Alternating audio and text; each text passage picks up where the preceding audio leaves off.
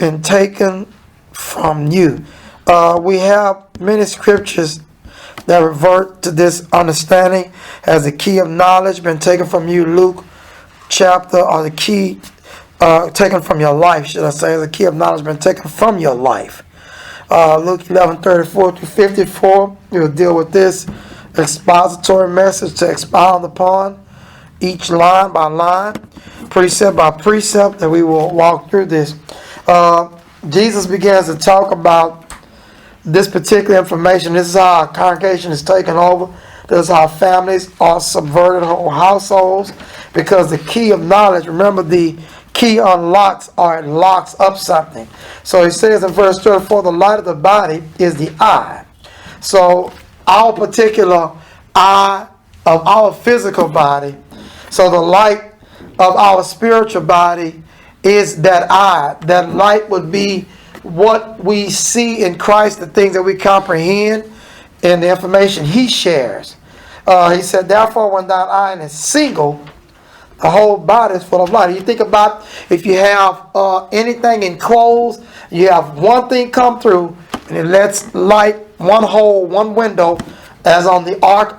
Anybody look out that window could only see one thing, and no one could see anything else. They could look out that same window and you could easily point, see it's over there. But when you have multiple ideas and multiple thoughts, people will see other things that you don't. And that's not how the Lord has us designed. He says, thy whole body is full of light. But when thine eye is evil, thy whole body is full of darkness. So if you had a way where you had light in where you already at, and you opened up something and you could let darkness somehow enter in, it would engulf and take over the light. Verse 35, take heed therefore that the light which is in thee be not darkness. So now this becomes now a thought, well, wait a minute. So let's take a moment now and let's try to look up this word light. And how can that word become darkness? So we're going to pull everything from Luke 11 that we have just read. Now we're going to give you this particular word, and you can do the research on your own. Light from verse 34 is 54:60. Lustrous, that is transparent or well illuminated, bright, full of light. So when the Lord says thy eye, it's transparent. It can see through all the issues that exist.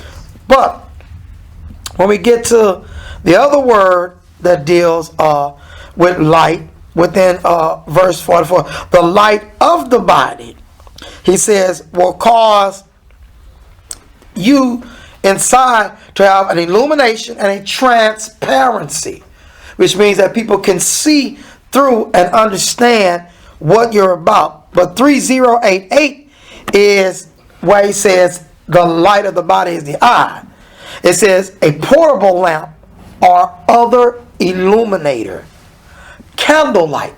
So let's look at it like this. It's like this is an interesting lesson. It can help us. Your eye is like a portable light or a candle going through darkness. So your eye, if it has nothing but light in it, is letting in only light, then you have a light lit where you can see through all dark areas and know where to step. And that's the beauty of it. And then that same particular light allows you to be transparent. People can see, they can trust, they know that you're trying to do that which is right.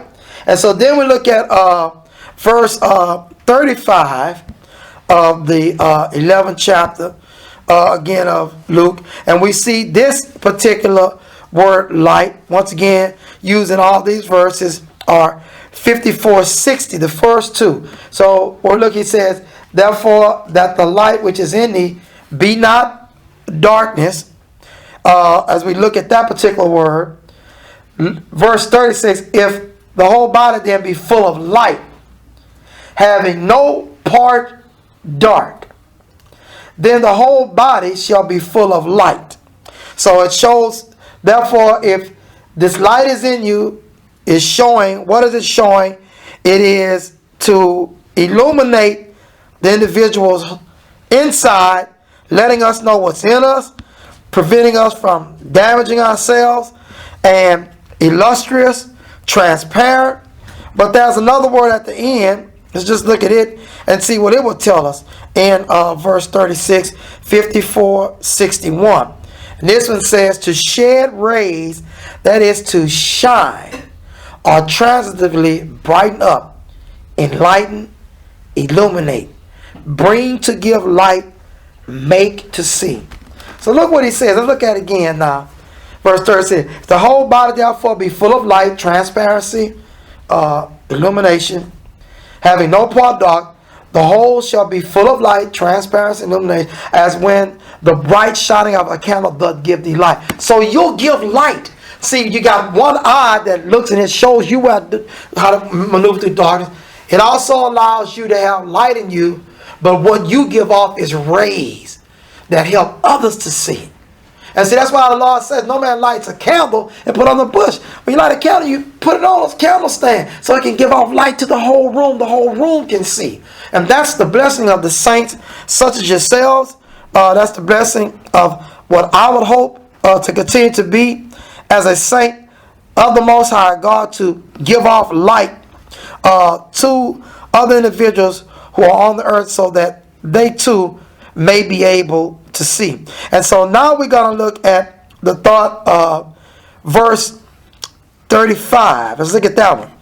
There's a word in there. It says, take heed therefore that the light which is in thee be not darkness. What is that word? 5457. This word is to shine or make manifest, especially by rays. Illuminous, and the widest application, natural, artificial, abstract, concrete, literal. Fire, light. What is this saying? If what you give off is darkness, he says, yeah, you have something you're giving off. You're illuminating people to darkness. It's like having a fire, but you're taking them so you can see and dumping them inside of a hole. See, you're not using this information for good. You have in you a information that leads to bad. So it illuminates, but it takes people into darkness. So your rays, what you give off, what you show, is how to be lost. And so he says, this is what a person has in their mind, information and thoughts that they feel is right.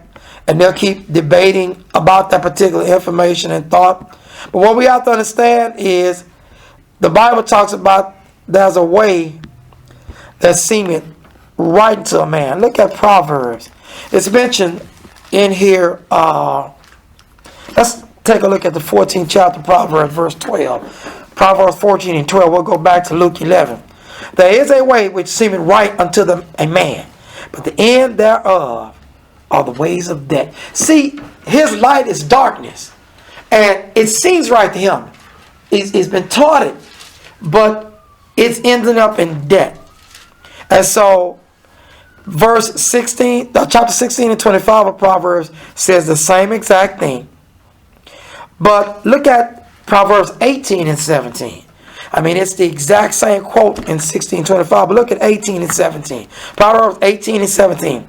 He that is first in his own cause seemeth just, but his neighbor cometh and searcheth him. See, so he steps up forward and gives his thought, but the neighbor comes and says, hold on, that's not how it happened. He comes with the light. It's like coming up almost with a video cam or your telephone. Look what he did. I got him on camera. And so he comes and shows he's not telling the truth about the scriptures. So don't get excited because someone says something first and then you hear another story from the Bible later, because the neighbor may have the truth that comes forward. And so in the case of someone who is in his own cause seems just, he seems that he is just. And so the idea is in his mind, it is only in his mind that it seems that his cause is right. Now let's go back to Luke 11 and 37. So it says, and as he spake, a certain Pharisee besought him to dine with him. And he went in and sat down to meat. When the Pharisee saw it, he marveled that he had not first washed his hands before dinner. So wash before dinner. It's like, why is he not washing? And he said, and the Lord said unto him, now do you Pharisees make clean the outside of the cup and the platter, but your inward part is full of ravening and wickedness. So when you think about that, you think about this. If you clean the outside of a cup and don't wash the inside, a lot of people get, oh, it's beautiful. Look inside, that's dead bugs. You're like, hey, man, the inside's not clean. It's ridiculous. To the naked eye, it's okay. But when I consume what's in it, it's poison, ravening, and wickedness. You fools. Then not he that make that which is without, make that which is within also. Now the transfer is to the soul. Okay, now a lot of times, you've heard this proverb among men. Outside looks good, but the inside is rotten. Sometimes they speak of people that are beautiful, or some people that are handsome, wearing beautiful clothes, beautiful jewelry. They say the inside is bad. But God has made both the outside and the inside. But God makes a powerful statement. An individual cannot show their holiness outwardly. In this application, one has to be cautious with the statement because it is not about the beauty, but you can show that you have a sense of understanding through modest apparel. Let's investigate. Okay, hold on right there on Luke. And then we're going to go over to another part of the Bible. And we're going to first look at 1 Peter chapter number 3. 1 Peter 3.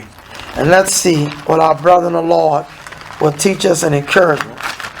So Peter tells us that, likewise you wives, be in subjection unto your own husband, that if any obey not the word, they also may without the word be won by the conversation of the wife. While they behold your chaste conversation coupled with fear, whose adorning, let it not be that outward adorning of plaiting the hair and the wearing of gold, or of putting on of apparel. Now some people will go, yeah, see, we shouldn't be wearing plaited hair. And so these people here are wearing plaited hair. And they have gold, and gold may be within their hair, like women wear today. But he's saying, don't let that be how you display it. That's all he's saying. He's not saying gold is poison. He's saying, but let it be the hidden man of the heart. So how does the wife display to the husband that isn't able to be won by the word her righteousness, to try to subdue him to righteousness, is to let it be what's within her. Her respect for him, her honor of him. Now, you can't honor somebody when they sin and acting crazy now. You come in drunk, knocking over stuff.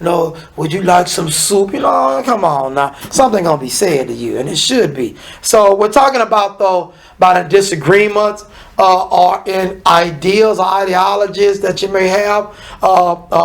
Disagreements upon decisions made that don't affect the soul. And so the idea is, this individual may be boasting of, I'm the head of the house, blah, blah, blah. But to win them, he says, you can't keep looking pretty every day. It's more than that. It says, let it be the hidden man of the heart, and that which is not corruptible. So the inside, as the Lord said, it is made by the Lord God as Father also, and He Himself. But it must be kept pure too. Even the ornaments, He uses ornament with like earrings or some bracelets, but metaphorically of a meek and quiet spirit. So let be hung in your heart a meek and quiet spirit, which is in the sight of God of great price. It's like beautiful jewelry. But after this manner in the old time, the holy women also trusted in God, adorned themselves, being in subjection unto their own husbands. Even as Sarah obeyed Abraham, calling him Lord, whose daughters you are, as long as you do well and are not afraid with any amazement. And so this is the idea of how the clothing can be looked at. Now over in the book of Timothy, we see more scriptures that deal with, there is something for an individual to be dressed appropriately, a woman to be dressed appropriately, and of course a man too, but he's going to deal with the subject of woman. Why is that? Because in society, women even look at women and say, well, she's beautiful. Oh, look at her hair. Oh, I like her shoes. And men look and say, okay, well, she's beautiful. She's a nice looking woman. It is the thought of women represent beauty and glamour and fashion. And so he points out here, knowing that you got to control yourself when you're in church, because you can cause the men to stumble. Not that you should come with a sack on looking horrible. It's not that. But what he's going to show is that You cannot display your spirituality through looking nice. Sometimes people misunderstand this and they don't think about the inside. Like they're like the Pharisees. Outside looks good, inside shut. So when someone looks, people are very judgmental. If you're what society calls homely, tender-eyed like Leah was, or just what they would be evil, say flat out ugly, which is foolish because God didn't make anything ugly. But there is a certain criterion that people look at based on models and pictures of what they consider is beauty. And so they'll look at that and go, oh, she's such a beautiful young woman. And she comes to church all the time. That girl could be buck wild. And just know how to present herself. Or that guy, oh, he's such a handsome guy. I could imagine in my mind maybe that Absalom looked like that. Man, Absalom was so beautiful that the Bible says from the crown of his head to the bottom of his feet, he was flawless. He had hair so long and his neck was strong enough to hold it up that they pulled it once a year. They cut it like once a year. It was like heavy hair. I mean, he could have, if he was in our society, could have sold that hair and made a good price possibly to the places who do extensions. But Solomon was rotten to the core. Solomon spent several years turning the hearts of Israel against his father David till he could get in power. And so that was not the type of son that would make one proud. So in 1 Timothy chapter 2, he then begins to describe how the women should be when we gather. Verse 9. And in life, obviously. In like manner, also that women, 1 Timothy 2:9, adorn themselves in modest apparel. So now the outward takes on a meaning. Modest apparel. I'm going to look at that word.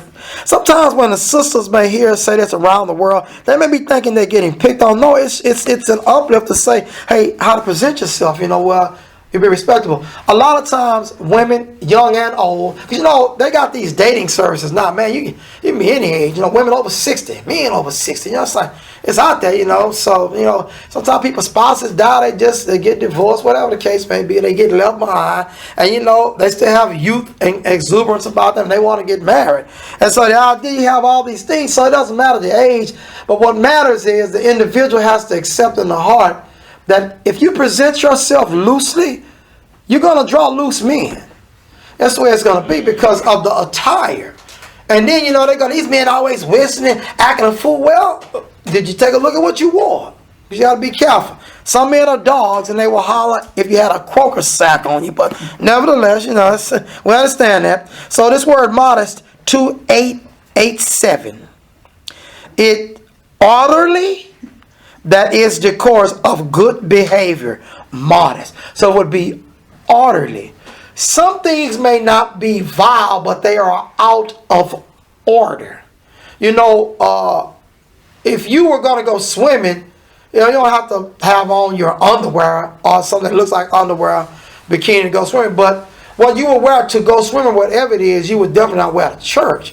Because it would be like, okay, I want freedom of my legs and swimming my limbs. So that's why when you get out, they'll have something you slip on over it. Even though it may be proper what you wear, you won't wear that to church because it's out of order. So you want to wear what's orderly, but in no time can you wear your underwear. This is a sad thing that people don't understand. People talk about the Olympics, but if you notice the Olympics, a lot has come out in the Olympics about vile, nasty men. And this is sad that these young women and possibly young men will fondle, disrespected, and touched. These parents turn their children over to people, let them take them all over the globe. Mm-hmm. Some of them can't afford to follow and track behind them, so they trust that all will be well. But I'm so happy that the society still has respect in the Olympic Committee and other places in the world to hold these dastardly devils accountable. Because, man, that's the kind of thing that can make a man lose his touch his child, or a woman lose his touch their child because they've trusted you. People should be respectable. If you can't handle yourself in that type of business, get out. Be a ditch digger. Be a lawyer or something. Do something where you get to touch people, where you can't touch people privately. Try to conduct yourself as something else so you can get yourself together. But, it's sad But when you look at the committee itself, because of the desire to be the fastest, to be the strongest, the attire itself is questionable. It's like, man, because a lot of times you watch the volleyball, the men don't dress like the women. Have you noticed that? They don't. Something's wrong here. Something's a little bit odd. What are you trying to do, And so you have to think, well, somebody's not thinking right, even within the committee. You can allow people to all wear the same thing and be respectful, and you just do the best you can out there. You don't have to get naked. But see, a lot of times we have to realize, some have reported that the Olympic Games at one time had some nudity involved in training, which was vile beyond measure. You have to sometimes reach people and say, listen, you guys have lost it here, man. No prize is worth being disrespected by God. It's ridiculous. And the people that are around you. So you must think about what is proper, what is orderly, and have everyone wear that. Some cheerleaders wear warm-ups. They kick their legs high too. Some wear things that are too loose. So the idea is that someone has to step up in society and say, look, we're going to change this whole system. You wonder about these guys and women who take over school districts. What are they thinking about? What is it that you can't pass? Understanding people do get new uniforms every year, you can change it. But you've got some men who are dirty-minded.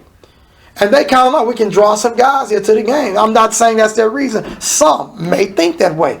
But God knows why we're thinking, what we're thinking, and when. So he's going to judge it. So he says that the apparel be appropriate. And here's a key word: shamefacedness. It's a pretty long word, and it's a one-word deal. And I want to pull up its meaning because it will help us to understand how serious the Lord is. Shamefacedness. Its number is, let's see, pull this up real quick. It's such a long word. G127. It has a little number, but a long word. G127. I want to take time and read its meaning. Through the idea of casting down the eyes. That's powerful. Bashfulness, that is towards men, because remember, this is a woman. Modesty, or towards God, awe. So when the woman comes, she's dressed appropriate. Her eyes are cast down if the man approaches improperly. So I'm not for that. Her eyes are looking up in honor of God. I came to honor him. Now I'm not saying that you won't see some gentleman that is in the church that you admire, think looks nice, or spoken well of. But the idea is you don't come to church to find a man like that. You may find a man at church, but you don't come to church to find a man, So you speak to everyone in an appropriate fashion. You can say, hey, a person asks you out. So I was thinking, we go, okay, that's fine. You don't have to get all excited at that point, and you go out with the individual lady. The motive is the holy woman dresses in an appropriate way, and when she comes to church, she's coming for the Lord. That's the mentality. And so we're looking at now the outward, and it says, and sobriety. She's sober. She's sober. See, drunkenness in a spiritual application as well as the physical. She needs to be sober physically, not drunk, not coming in buzzed in the church. And she should be sober spiritually. Girl, look at him. See, you drunk. You drunk. You got to, what somebody got to say, you need some smelling salts or something, spiritual smelling salt, the sin of Jesus, which the Bible talks about to wake us up. So it says, that's how it should be. Not with braided hair. It has braided hair again. Plaited. They wore it too. Or gold, or pearls, or costly array.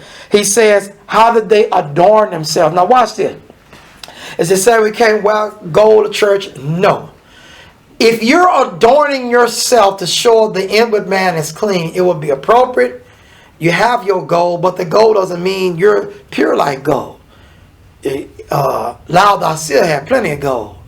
The Lord said, I want you to take gold and buy me works that are gold. your spiritual goal and purchase proper works. So the woman, see, people take this and run, you should be coming there with all that gold, look at all that gold she got. No, that's not the motive. It's not it. Costly array. This is not how you show holiness. So you wear your gold, you wear what you got and enjoy, because anywhere you go, this applies. So I can have appropriate clothes on, but like I said, I'm going to go swimming in my underwear? Absolutely not. It's ridiculous. You know, it's about what Olympics. Are you in the Olympics? Are you trying to go to the Olympics when you swim around your house? You're not in the Olympics. And that would be ridiculous, but you're not in the Olympics. So it's like, it's inappropriate. We can have fun without sinning. Some people can go bike riding, have a great day, they have a picnic. Some people go bike riding and they're half naked. When they get to the park, they drink so much wine they can't ride the bike home. Got to get an Uber to go on, which is beautiful. I mean, they got to eat money, I make money too. But the idea is that, you know, you too drunk to ride a bike and drink too much wine. You know, what's the matter with you? You can have fun without sinning, saints. Amen. You can watch TV without sinning. You can look at the preview. What are the ratings? Okay, it's an RY for violence, for nudity. What is it? Okay. So you got to keep your remote in your hand. You kind of see a scene getting like, okay, let's go. Zip it fast forward. Pop over here. We'll figure out what happened in between later. You know, whatever we missed. Because you can still have fun. You don't have to sin. God doesn't want us to think we have to sin to have fun. You can go on a date. This is what we're talking about, is the key of knowledge being removed from your life. You have to have a key of knowledge. Understand, if you're single, you're going to date. You're going to date. You're going to go out places. Don't go nowhere nasty involved. You can go and have a good time and have fun. You can go out and eat without somebody half naked bringing you your food. It doesn't have to be at that type of a place. They say, well, they got the best wings here, but they dress nasty, so let's go over here. And let's go somewhere else. Because it doesn't have to be wild like that. Because life isn't designed that way. Those are evil men that have ruined things. If they got the best wings, then we won't eat the best wings ever. Because we're not going to go there to sin. So let's move forward. He says that this is the idea. But what do they display? Which becometh women professing holiness. So I display what people would think. That must be a Christian woman. Must be a church girl. Sometimes the gangster will go, that's a church girl. You know, that's their way of describing. But it has to have good works too. See, the idea is you can't dress right and then, you know, you can dress real nice with a suit on and go to the club and be howling louder than anyone, gyrating your body more violent than anyone. And you know, one of the things I noticed that when we're talking to saints, some saints were taught things like the TV is a one-eyed devil, don't watch it. The internet is from hell, it's Satan's tool, and souls are being saved. I don't know how they figured that out. People are preaching the gospel on television. I mean, you can watch decent shows, you can watch the news, different things. People will say, you know, if you dance, you're going to hell. But see, I understand the Bible is specific in about its description of the dance. A lot of people have to understand pelvic thrust. See, the key of knowledge can't be taken away from you. The pelvic thrust is vile, the gyration of the body, the movement to shake, to make body parts shake. That's the vile dancing. People have to understand Herod's stepdaughter danced so vile, he lost it. He shouldn't have even allowed. What kind of man gonna let his daughter dance? I mean, it's ridiculous. No, you can't do that. I don't care what your dad and Philip said. You know, but he didn't have any decency. So the idea is that, and the mama wasn't any good. She wasn't any good either. And the idea to let your daughter dance like that, I mean, you know, to arouse your new husband, what a vile woman. So the whole family is shot, really. So the thought is that individuals have to understand the Bible describes dances that actually were lured from the bedroom of husbands and wives and brought out to the public. And that should never have been. So there are dances that are civil, there are dances that can be done where it's joyful.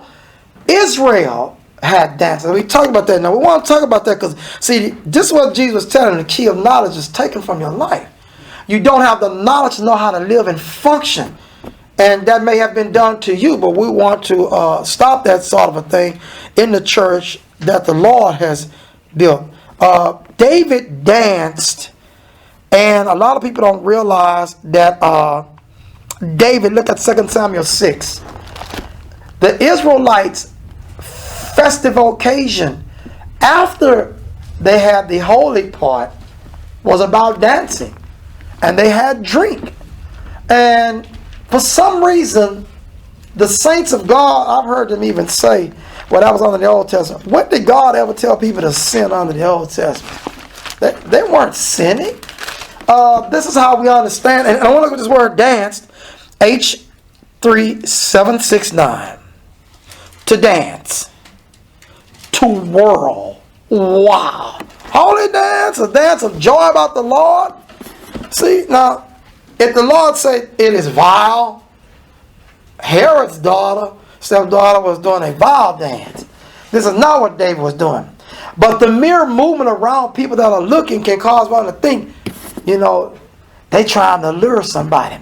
Well, this gets David and his wife, some say Michael, some say Michal, whatever it is, M-I-C-H-A-L, that's her name. And we're going to see 2 Samuel 6 and 14.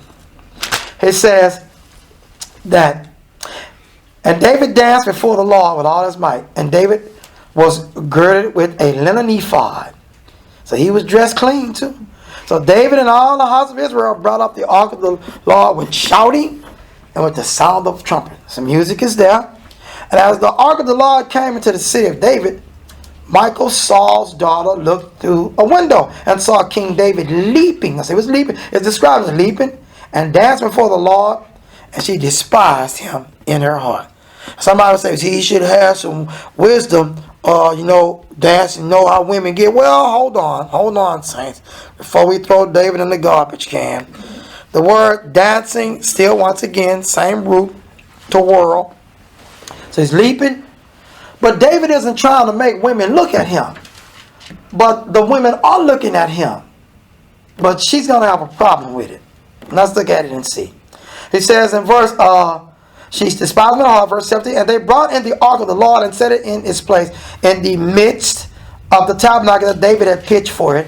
And David offered burnt offerings and peace offerings before the Lord. And as soon as David had made an end of offering burnt offerings and peace offerings, he blessed the people in the name of the Lord of hosts. And he dealt among all the people, look, he's going to give them, even among the whole multitude of Israel, as well to the women as men, to everyone a cake of bread, and a good piece of flesh, and a flagon of wine. So all the people departed, everyone to his house. Wow, we're going to have a feast. We're going to eat some cake, man. The ark is in the city. Everything good. Man, God is with us. We'll have us a little drink. Sometimes people say, somebody asks you, would you like a drink? We got some red wine. And they'll go, y'all drink wine? Man, I thought this was a whole place. Please, don't embarrass yourself. Just say, no, thank you. If you don't drink, no, thank you. Now, if your friend would you go, I'll have one. They'll go, you heathen. No, please. No. Until somebody get drunk and say something crazy, don't say anything. Because you may not have been around an environment that normally drinks wine. There are environments that they drink wine all the time. When you go to the restaurant, they don't talk about, do you want a Sprite? What do you want? What drink on you go? If you go Sprite, you don't want wine?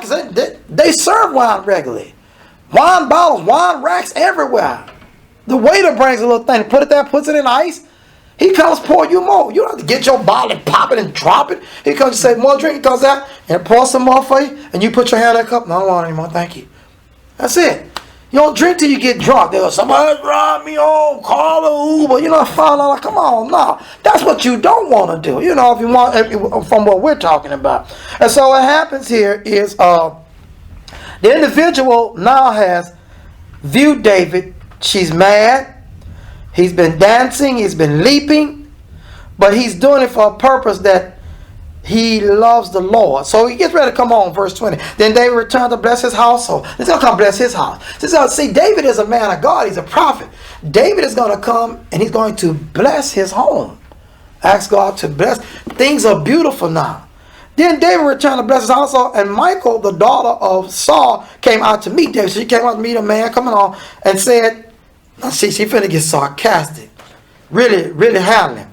How glorious was the king of Israel today, who uncovered himself today in the eyes of the handmaids of his servants, as one of the vain fellows, shamelessly uncovering himself. But that's what she said. Now watch David's response. And David said unto Michal, it was before the Lord, which chose me before thy father. Ouch. So he said, now you want to know who wild and nasty? Your daddy. Just the way it is. Murderer, beast, disrespectful to the Lord, try to kill his own son Jonathan, try to kill me. I'm picked before him, your daddy. That's just the way it is. Because we don't know, other than she saw him down before the women, we have to let her know, no, I've been selected and your daddy was rejected. That's just, not trying to talk about the daddy, just telling the truth. And before all his house, so my house is selected for your house. See, he's going to be the everlasting king. Far as from his loins till Jesus comes. It was supposed to be Saul, but he disrespected God. And so what happens, he says, to appoint me ruler over the people of the Lord, over Israel. Therefore will I play before the Lord. So he said, now, this was before the Lord. The women out there looking, man, that's on them. I was doing it before the Lord. He says, now he begins to heavy up the sarcasm. And I will yet be more vile than dust. Since you want to call it nasty, I'm going to be even more. Now somebody will go, this is how you start a fight. Listen, some people need to get checked, saints. now I'm telling you, sometimes you got to check your husband. Sometimes you got to check your wife. And say, well, it's nasty. I'm going to be more than that tomorrow. Because I'm going to still glorify him. That's what he's saying. Sometimes we go, that shouldn't be said. Saints, sometimes some have to be said. Tell people, man, you're judging me. Your husband start judging you. Why you always up in that brother's face? No, see, that's a man that's got a bad attitude. He don't understand holy. Might be trying to find out how not to leave your ridiculous self. To be quiet, hope the brother can get her to stay. So it says, and I will yet be more vile than thus, and will base in mine own sight. And of the maid servants which thou hast spoken of them should I be had at all. They say, they're going to give me honor. Because they know I was doing it before the Lord. Your interpretation, they were looking. And you see, sometimes you see a woman looking like, oh, here he comes. You go like, she must want him. No, see, this was for the Lord. Power may be a man. What a great man of God. So he says, therefore, Michal, the daughter of Saul, had no child until the day of her death. See that? No, I don't even want to deal with you. I don't want to deal with you, man. You don't deserve to have no children. See, all because you judged him. I see, people gotta understand, this is a man that God well respected. And if he said that, God, I'm with it. She should have shut up anyway. She should have been glad you picked her as a wife. And see, because this is the man, David. He has his faults, he's going to make mistakes, but he is the man. And God says he's my man. And nothing going to change it. And so we have to understand that. And so let's go back now. We'll go back over to Luke. So we've understood that, a key of knowledge is people did things, but they didn't have to sin. And his heart. Now I didn't say David did the pelvic thrust like Michael Jackson. At the time Michael Jackson dancing was so vile, nations banned him from coming there and holding concerts. They said, we've seen his style and he cannot come here. And he could have made more money. He made plenty, but this, he just, I don't know what happened. He just began to be like everyone. He had moves that, people would marvel at how he was able to do. That you could look and you wouldn't get disrespected. And all of a sudden he started getting disrespectful. See, you have the Holy Ghost in you. It's like you're a wild horse and there's no gate. There's no gate. Where you go is where you go. And then one day you leap over something and break your leg. And you the horse they have to shoot. So the idea is that you want a bridle. You want a gated area to keep you from getting out too far. And that's what saints whine about, but that is the Lord's doing and keeping us safe. So let's look again as we get ready to look at Luke again. He says in Luke chapter 11 and verse 41. So once he says make the inside and the outside clean, but make sure the inside also is clean, but rather gives alms of such things as you have. And behold, all things are clean unto you. See, the Lord says, if you guys conducted yourself right and quit trying to make rules where there's nothing written, things will be clean to you. Nothing is unclean of itself. Things will be clean. See, Michael started dancing and dancing. Yeah, uncover yourself. Yeah, look at the king today. However she said, stand before the virgin, uncovering yourself. So hold on, man. What are you talking about? And so therefore he says in verse 42, but woe unto you Pharisees, for you tithe mint and rue and all manner of herbs. They get 10% of everything. 10% of parsley if they had it, and pass over judgment. But you pass over judgment. Making proper judgment. Remember they judged Jesus. Judged him. When he would get through speaking, they would go scoff at him. Man, I'm about to believe that. And walk off. And the love of God. They pass over the love of God, which is to forgive. They could not forgive and have mercy. Saw Jesus eating with the publicans. They said, no, well, we got to go in there and talk to them, These are you to have done and not to leave the other undone. Why? Because it is still under the law of Moses. Then you must tithe. So you did a good job tithing. Just didn't do a good job loving and judging right. Woe unto you Pharisees, for you love the uppermost seats in the synagogues and greetings in the marketplace. See, they love it. I want to, come in. We're going to come in late, but they're going to take us to the top seat, and greet, Rabbi, hey, how you doing? I love that. Like I got today. Doctor. Hey, hello, Dr. So-and-so. Well, hello, child. That guy's on his way to hell. He's got to change. He's got to pray for him to change. And so he says, woe unto you scribes and Pharisees, hypocrites, for you are as graves which appear not, but the men that walk over them are not aware of them. How'd you like to be walking somewhere and somebody dug a grave? You walking in the yard, I'm gonna cut across the yard, you go, whoa, 6 feet under. So it's like, man, got it covered with a sheet or something. Green sheet look like grass. You step in and you drop down like they catch animals. So that's not the way to do. He says, you're setting them up. Verse 45, then answered one of the lawyers and said unto the master, thus says thou reproachest us also. So he said, so the lawyers, and these are the guys experts of the law.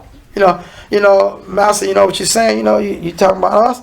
So what is his response? Well, unto you also, lawyer. See, you couldn't play with Jesus. So you gonna come up to Jesus, thinking you his friend, so you talking about us too, Master. You said it. Are you talking about us? Lawyers also, he do you just like that. Lawyers also. Why would he be scared of them?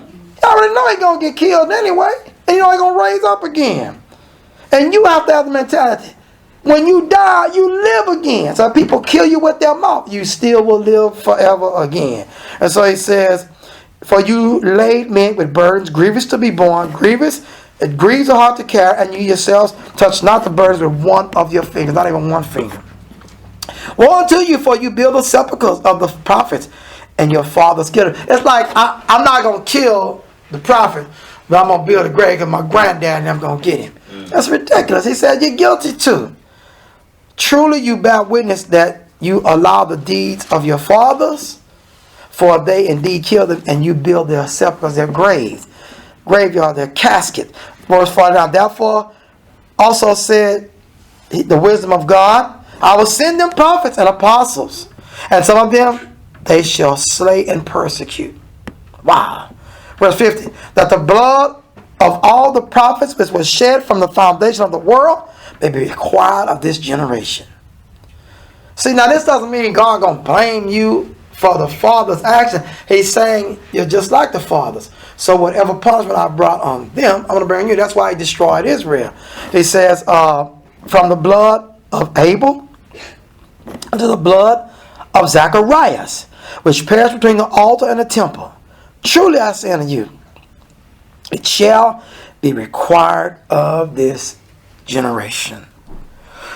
Zacharias is an interesting story because Zacharias, if you remember, is the individual who rescued the young boy who was the last of the royal seed, who after Leah, who self-appointed herself as queen, she decided she was going to kill all the royal seed, all the young males, so when she rose up, she would be the individual who would be the queen. There'd be nobody left. Well, what he does is he rescues the individual, and this particular thought deals with the individual being killed or slain between the altar. They just decided, well, we're gonna slay him. He's a nothing. He's a nobody to us. We see this in the case of Zechariah. He is, in actuality, forgive me, Zacharias is the son of Jehoiada the priest. Jehoiada actually rescues the young man. And he raises the young man with Zechariah, which is his own son. And as he raises him, they become like brothers. So when Jehoiada dies, Zacharias starts to see the sin of Israel, because Joash is very faithful until Jehoiada dies. And once Jehoiada dies, he begins to act a fool, because the people come and they begin to praise him and make an obeisance, so to speak, unto him, causing him to be honored beyond what's written. And therefore he lays a kind of agreement with them, and they kind of do what they want. And so Zechariah, he rises up and he says, okay, wait a minute, we're not going to be able to let this happen. And he begins to talk against it.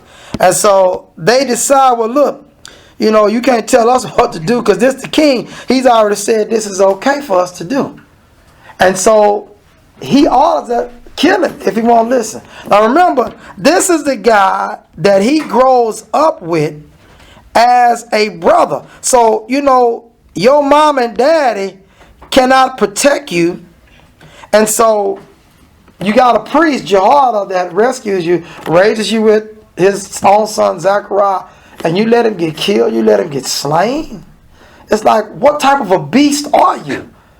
How could you develop to be that bad? But now remember, I'm doing good as long as this individual is alive. Saints, the lesson in that, you can't serve just because your parents serve and they're watching you. You can't serve just because your wife or your husband is looking at you. You can't serve just because the elders, the deacons, the evangelists are looking at you. You can't be obedient just because the teachers are watching you. Remember that it is God who is always watching us and making sure that you and I are going to do the thing that is right. And so, having said that, they end up slaying this individual who simply wants to explain that God must be honored, and he will be honored, or else he will repay. But at the end of his death, he says clearly that God will require this. He's going to make a move on this, and he's going to pay back Israel. And does he? Most definitely. He pays them back. Now let's look quickly at this verse. We got most of the story. It's found in 2 Chronicles, if you will, chapter 24. But I'm going to pull up the parts because we're going to wrap up here in a couple of minutes. 2 Chronicles, chapter 24. And you're going to see that this story unfolds. If you have the time, please, we encourage you to read. As I went down through a few items to highlight. But if you read the 24th chapter of the book of Chronicles, 2 Chronicles 24, and you will see that he's rescued by Jehoiada the priest. But you're going to see what's going to happen after the individual dies. And then they're going to set up the son. And we'll pick up right there, verse 15. 2 Chronicles 24:15. But Jehoiada waxed old and was full of days when he died. 130 years old was he when he died. And he buried him in the city of David among the kings, because he had done good in Israel, both toward God and toward his house. Now after the death of Jehoiada came the princes of Judah and made obeisance to the king. Then the king hearkened unto them. And they left to the house of the Lord God their father, and served graves and groves and idols, and wrath came upon Judah and Jerusalem for this trespass. Yet he sent prophets to them to bring them again unto the Lord, and they testified against them, but they would not give ear. And the Spirit of the Lord came upon Zechariah the son of Jehoiada the priest. This is who Jesus is talking about, which stood above the people and said unto them, Thus said God, why transgress ye the command of the Lord, that ye cannot prosper? Because you have forsaken the Lord, he also hath forsaken you. And they conspired against them and stoned them with stones at the command of the king in the court of the house of the Lord. Thus Joash the king remembered not the kindness which Jehoiada his father had done to him, but slew his son. And when he died, he said, the Lord looked upon it and required. So now watch now, he's died. He just makes a statement. The Lord looked upon it and required. Now watch how the Lord handles his business. Verse 23, and it came to pass at the end of the year, that's just within that year, that the host of Syria came up against him. And they came to Judah and Jerusalem and destroyed all the princes of the people. Wow, what a payback. From among the people, and sent all the spoil of them into the king of Damascus. Why? Because this boy tried to take the key of knowledge away from Israel. And say, go on, y'all can worship your God. You've given me glory. So worship your God, do what you want. You know, Jehoiada dead. But as long as Jehoiada was alive, he did what the Lord said. But you can't get credit for another man's presence over you. You have to serve the Lord from the heart. So it says, for the army of the Syrians came with a small company. There was a little bitty army came and whooped them. And the Lord delivered a very great host in their hand, because they had forsaken the Lord God of their father. So they executed judgment against Joash. And when they departed from him, for they left him in great diseases. They left him sick. His own servants conspired. Now I'm already sick. They're going to whoop me, kill the princess. I'm sick. I got a disease. His own servants conspired against him for the blood of the sons of Jehoiada the priest, and slew him on his bed. And he died. And they buried him in the city of David, but they buried him not in the sepulchre of the king. See, when God, now you know, all God has done is said, okay, now you do what's right, I'm going to bless you. So you decide to do what's wrong. Kill this guy. See, this is what Jesus is talking about. Zacharias, you kill him, you slew him. And the Lord says, I'm going to whoop you just like I whooped them for slaying him. He said, because you would have killed him too, when he speaks in Luke. So you're just like your fathers. And God brought down a whooping on them and got him when he was down. And see, that's why I always say, saints, let's go back to Luke 11 and we'll wrap up. We're done here. Don't play with the Lord. Don't even put him on your list. Some people say he's the last. No, he's not on the list. Don't put his name on the list. Don't play with the Lord. So it says here in verse 51, from the blood of Abel. You know they wasn't around there with Abel. But who killed Abel? Or unrighteous man Cain. They just like Abel. Unto the blood of Zacharias, which perished between the altar and the temple. Truly I say unto you, it shall be required of this generation. Woe unto you lawyers. You see, it's amazing, because he is still whooping up on the lawyers. He said, woe to you, you know the law, but you're not pressing it in the hearts of men. For you have taken away the key of knowledge. See, brethren, this is the idea. You entered not in yourselves, and them that were entering in you hindered, held them back. More unlock it. And as he said these things unto them, the scribes and Pharisees began to urge him vehemently to provoke him to speak of many things, laying wait for him, seeking to catch something out of his mouth, that they might accuse him. They are vile to the core. And so, when we think about that and understanding, we talked about the outward, the inward man. We've talked about how to conduct yourself according to the key of knowledge. The key of knowledge is given how the man should conduct himself. One final thought, look at Matthew 16.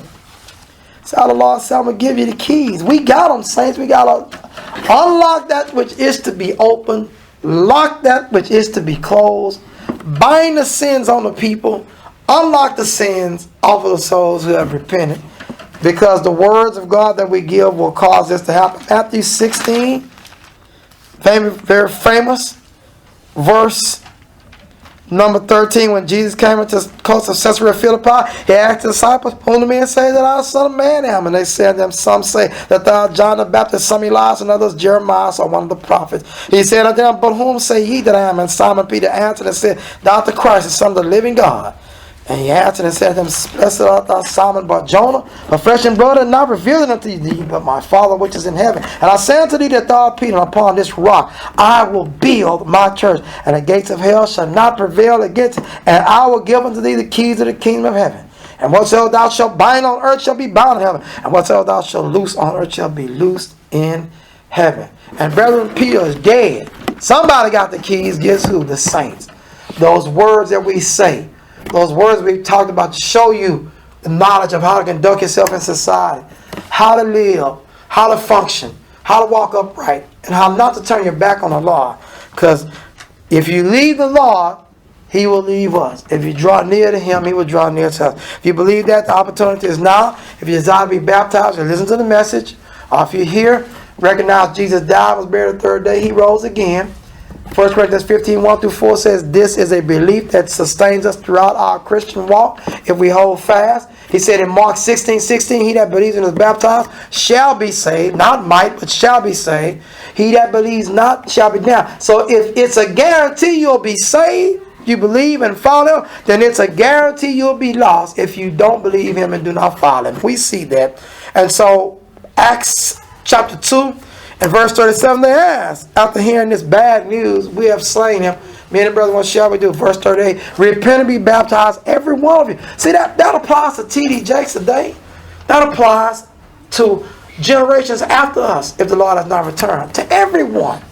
Joel Osteen has no right to mention anything, regardless if he's not being a member of the church. He has no right. How is the Lord's law in his mouth, seeing how he hates instruction? So don't talk about salvation. Motivate people to make money. Don't put it under the call of Jesus, because He's not involved with that work. We understand that, so He says, repent and be baptized, every one of you, in the name of Jesus Christ, for remission of sins, and you shall see the gift of the Holy Ghost.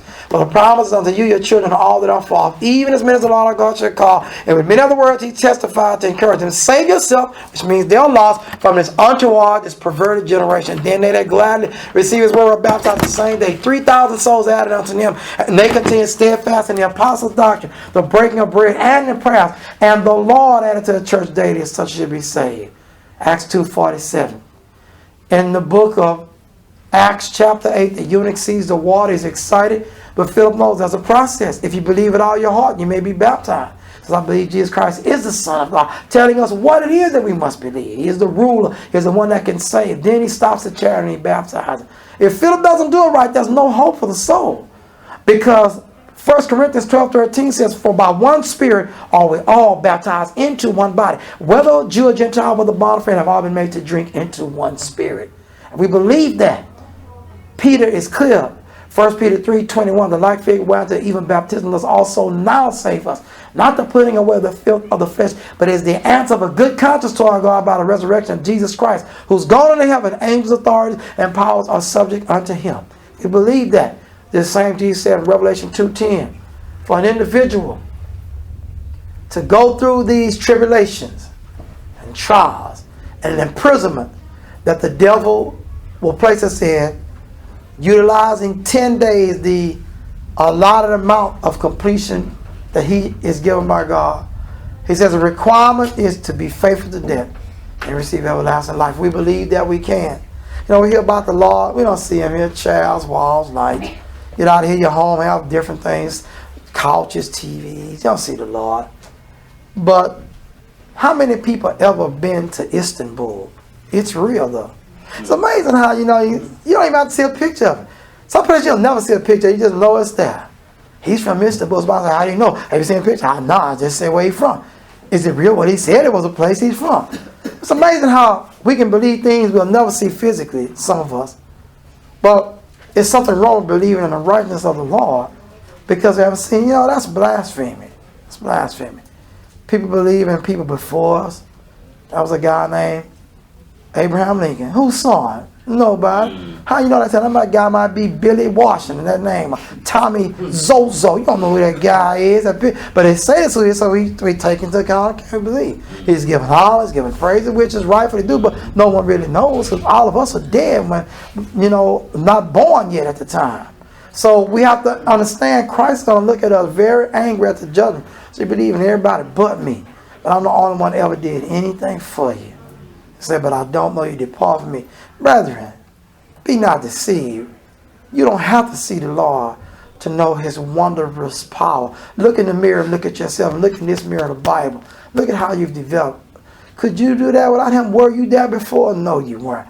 Now you are that, and you'll be even more. Come now if you need to be baptized or come if you need prayer. While together we stand and sing heaven's invitation. There's a fountain Free, 'tis for you. Let us haste, oh haste to its spring. 'Tis a fountain of love from the source above, and